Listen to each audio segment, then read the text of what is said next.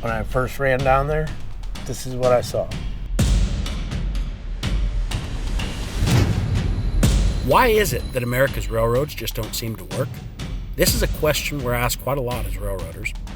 To explore it, I'm hitting the road to talk to people about the absurd way American life, our cities, roads, economy, commutes, and supply chain are defined for the worst by a few crappy companies that own our rail infrastructure. We'll start a national conversation about how things can be better, the need for something better. If we want a modern, growing, thriving transportation network just like our highways, we need to demand accountability and not share buybacks. We need to demand public ownership of the rails that our citizens rely on, that our economy relies on, that our nation relies on. I loved working for the railroad. I loved my job. I think I'm good at it too. I enjoy what I did. I was a 17-year railroad employee for Union Pacific as a locomotive engineer. I do love the railroad industry. I do not like the big Wall Street companies that we worked for. The railroad companies have become tools of Wall Street, of the big institutional investment firms that own them. And now they don't feel any obligation to their communities, any obligation to serve the public. Their only obligation that they feel that they have is to buy back more shares next quarter. They are unaccountable and they believe that they can do whatever they want. I had been making content for a long time before this and they hadn't said a thing. But when East Palestine came up and I started speaking about that, that is when they fired me, because they knew that this was a major issue that was going to roll down and trickle down to them, and they figured if they fired me that I would shut up, but they've been proven wrong on that. So I'm part of a growing movement, not of just railroaders, but of people and organizations that would like to see railroads brought into accountability, and we want to see public ownership of the railroad industry. Public ownership in rail is the idea that our physical infrastructure should be open access and competitive for freight rail companies while being accessible and welcoming for passenger rail. Many people assume that we own the railroads in America, but we don't. Although many railroads were built with public funds and land grants, today's railroads are nearly all owned and controlled by Wall Street firms that refuse to invest back into our ailing industry. You see, publicly owned infrastructure is not a radical concept in America. We see examples of fully functional public access highways every single day as we drive. That's because most infrastructure in the United States is actually publicly owned and funded. Highways, ports, waterways, much of it just wouldn't exist if it had to show a profit every quarter. It's not perfect, but countless trucking companies compete on our open access highways, and it works. Public infrastructure like interstates just aren't subject to shareholders, stock buybacks, and dividends because they don't have to show a profit every quarter. We know their economic value, we know their value to society, and we know we'd be worse off without them. But it seems like the standard for a railroad in America is it profitable? Imagine what our highway system would look like if it was operated under the same profit-driven model. Welcome to your prime highway system, and for our winter users, remember that salted and plowed lanes only apply to our premium subscribers. And we are a private business after all, so you're definitely getting charged for additional baggage. Want that new bridge in your town? Well, your road hasn't been performing very well, so we're tearing it out. The shareholders have got to eat too. Let me give you a little lesson about how the railroad industry has changed over the last few years. We used to have the greatest railway system in the world. Speed, service, and innovation were how they grew the industry. After several decades of financial decline starting in the 60s, they regained their profitability, but have now lost any drive for growth or innovation. Unless it lines the pockets of Wall Street, they just don't do it. Instead, they've merged and consolidated until only a few large corporations control the entire rail network, blocking out competition, sabotaging passenger trains, and shutting down maintenance facilities. Just since 2015, they've repurchased $165 billion of their own stock, often using borrowed funds, while their network shrinks and maintenance standards suffer. Why is rail, the most environmentally friendly mode of transportation, shrunk by a whopping 21% since 2006, while public highways have expanded and grown right along with our population and GDP? The answer lies in strategic cuts made by the rail giants, choosing to keep only the highest paying captive shippers and driving away the undesirable businesses to our subsidized public highway systems. Federal hearings were even held as pleas from businesses hurt by these practices harmed our economy, and poor rail service created a weaker supply chain and higher prices for us all. It's just capitalism, right? So what's the big deal? Well, not exactly. Not when a single industry has the power to cripple the economy, shut off communities, and cause inflation. Some industries are just too important to be held entirely in private hands. To see how these cost-cutting measures played out on the ground, we traveled to East Palestine to speak with the folks affected by the results of the disaster.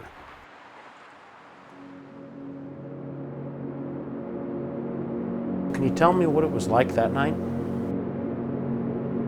I was inside, and I just heard sounded like brakes locking up on the train.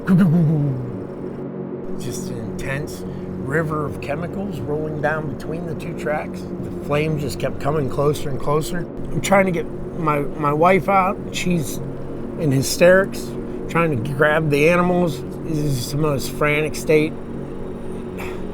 I thought it was going to burn the place down. It was coming this way, and I figured my house was going to get caught up in it too. Everything's gone. A Norfolk Southern train consisting of 150 rail cars derailed and crashed at 8:55 p.m. on February the 3rd.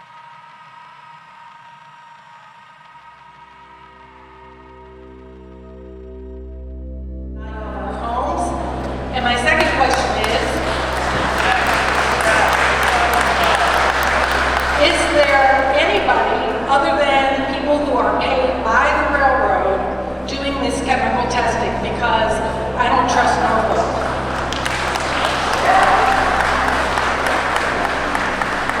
Finally, a question I think I can answer.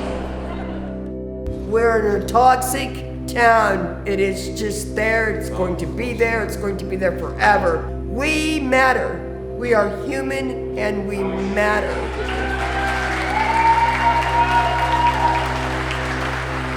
So what have you lost in all this? I own this house, paid it off. So proud, no one can take it from me. Well, guess what? They took it from me. They basically took it from me.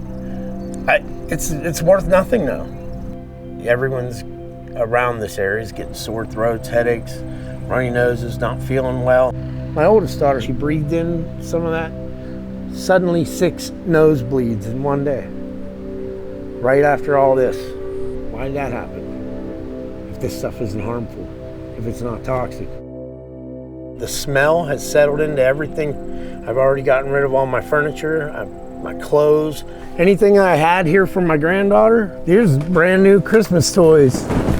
Still in the box. I'm not gonna let her play with it. I don't know nothing about it. To just say, here, it's safe. Go ahead, honey, play with this. Put it in your mouth. And to me, they took everything. They took everything. They owe me my life.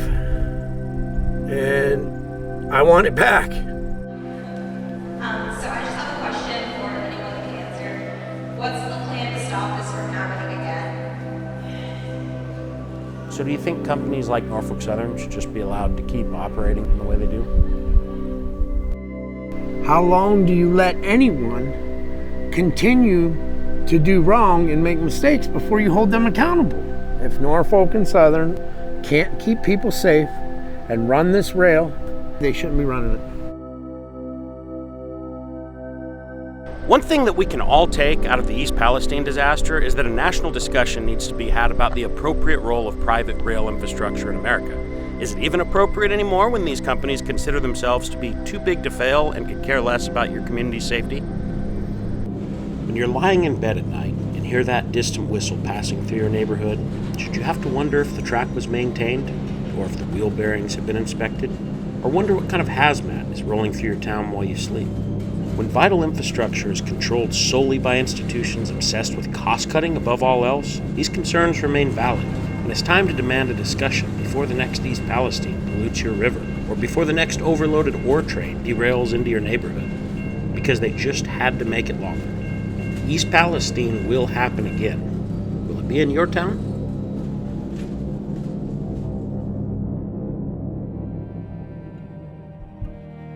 This campaign strives to bring these issues to light and to demand a call for action to all Americans that would like to see a functional, competitive, safe, and modern rail industry that builds our economy and serves our citizens rather than just a few institutional shareholders.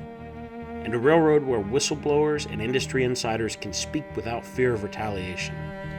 We're in a special moment where people all over the country are learning that they have the opportunity to demand more, to demand something better, a life, a home, and a family that's free of the fear that safety is threadbare. That there's a future where our railroads don't just function safely, but also run on time and are forced to compete like a real business. A future where trains complement the community rather than inconvenience them. And a future where businesses that rely on rail and the passengers that rely on transportation actually receive the services expected in a modern first world economy. Our survival as a functional nation and society relies on it. It's time to get America's railroads back on track.